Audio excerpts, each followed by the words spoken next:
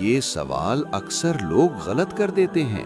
سوال: اسلام قبول کرنے والے پہلے مرد صحابی کون تھے؟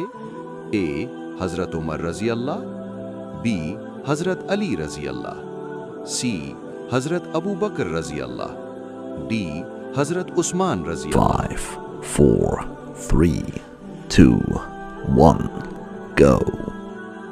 صحیح جواب ہے سی، حضرت ابو بکر رضی اللہ عنہ۔ حضرت ابو بکر رضی اللہ عنہ سب سے پہلے بالغ مرد تھے جنہوں نے اسلام قبول کیا اور ہمیشہ نبی صلی اللہ علیہ وسلم کا ساتھ دیا۔ اگر آپ حضرت ابو بکر رضی اللہ عنہ سے محبت کرتے ہیں تو لکھیں رضی اللہ عنہ، آمین۔